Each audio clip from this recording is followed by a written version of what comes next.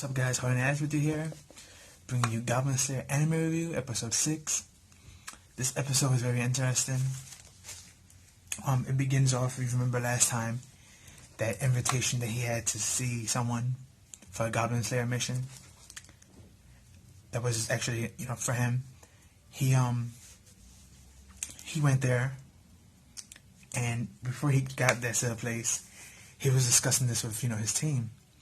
And again, his bad habit of not really discussing things, but talking to you about it and giving you only like two choices, but they are both the same answers. He did that again, and the female MC, she screamed at him, and I'm not sure if she was drunk or not, but she had like this cute little face, and she was blushing, so it was weird.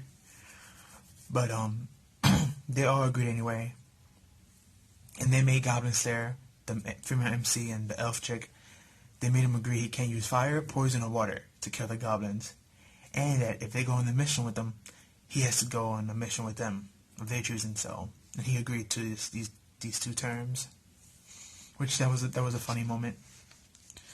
And we also got in the beginning of that episode as well. Besides that part, we got this story of how the hero saved the war and how she defeated like one of the demon kings and stuff like that. And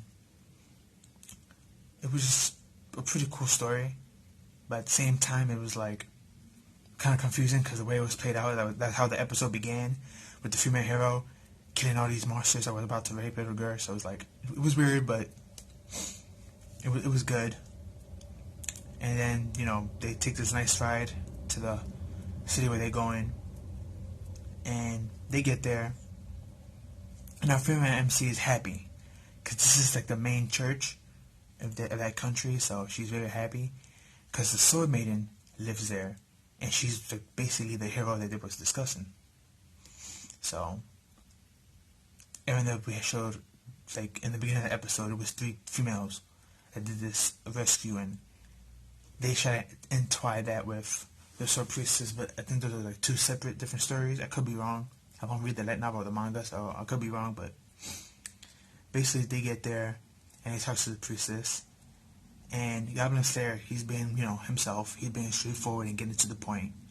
The female MC, on the other hand, she's kind of upset at him because she keeps taunting him and saying, be nicer, calm down, don't be too gruesome, a lot of details and stuff like that.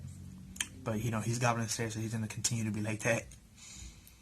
And basically the long point short is that the female maiden wants him and his team to slay these goblins that are probably living underground under their city, because every night females are dying and kids are being kidnapped, and they suspect it's goblins because they actually found a goblin dead that a knight killed that was attacking a young girl. So, and they had some adventurers under their town, from their town under, but none of them ever came back. So, and she heard Goblin Slayer song from that piano guy, that barb guy from, episode, I believe it was 2 that we met him.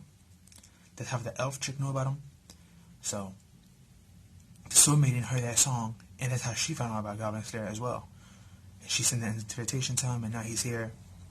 And it's just funny because he's being too straightforward and stuff like that, but the episode was real good.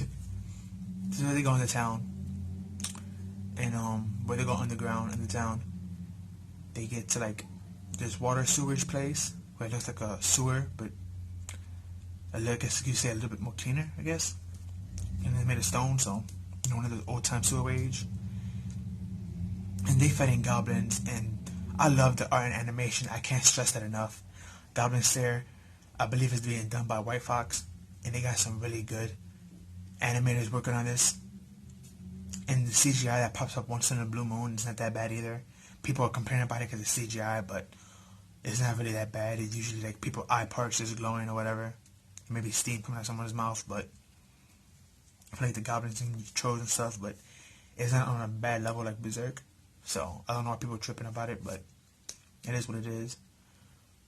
And we get this one interesting scene where a boat charges at them, and this boat is controlled by goblins. A goblin pirate ship, I guess you could say. So, the female MC puts up a barrier, and they're just throwing daggers and darts at them to kill them, but there's too many goblins on the ship. So Goblin Slayer says, put your spell down, I got this. And he throws like this jar at them that like stops them from like moving, because it gets into their eyes and nose, and it's like, it really irritates them, because you know they got height smell. So after that, Goblin Slayer and the dragon dude, his shaman, they both of them tag team, and they just jump down there and they start slaying these guys until the dwarves powered up enough spells to make a giant sized boulder and slam it on the ship. And then they got out and they started running. And then something weird happens. One of the goblins passed by them. Of course, it was already dead. Well, probably knocked out either or, but it's, because the water wave is now bigger thanks to that stone falling, the goblin body flies up. And when it flies up, there's like this quick slow motion of everyone just looking at it. And I'm like, why is everyone looking at that body of the goblin? Is he going to do something? Well, things get actually worse. This giant, just like oversized albino crocodile just comes out of nowhere and just gulps it in one bite. And everyone's like, and they all just start, dipping for it. And the elf chick was like, hey, maybe we should drop the dwarf. And he was like, you better not dare. And the dwarf, he almost falls, so the shaman picks him up. Then the same thing almost happens to a female MC. She almost falls, but Goblin Slayer picks her up. And she starts blushing, of course. And Goblin Slayer is running while holding her. And then the shaman dragon is holding the dwarf, where they're running. And the elf, she's in the front. She's, she's the fastest, technically, I guess you say. She's like the lightest and smallest, besides a female MC. But then she hears another pirate ship of goblins in front of her. And they don't know what to do, because they jam from both sides. They got this giant creature following them, and then they have those goblins coming from the side. So Goblin Slayer comes up with this brilliant idea, which it is brilliant, but at the same time it's kind of basis, depending on how you think about it. But or depending on your play style, because this is based off of Dungeons and Dragons, so a fantasy set game. So, but basically what he does is he asks his female MC, do you have one spell left? Right? What is it? And she tells him it's light. So basically what he does is that he tells her to use light on the animal's tail. And when he does that, or she does that, they're all going to like jump up to the other floor level to go higher up. So they did that. But at the same time this is going on, the goblins are coming closer. So the goblins see the light. And goblins have knowledge that if they see a light in a tunnel place, it's most likely humans. They already have that insight in their heads. This is like basic knowledge to all goblins, that adventurers use light in caves because they can't see. They don't got dark vision, which is the skill you need when you're in a dark place, or tunnel vision as some humans like to call it. But long story short, basically they've made the crocodile destroy and eat all the goblins. So they had to do less work. And then they left, and Goblin Slayer mentioned something very important about how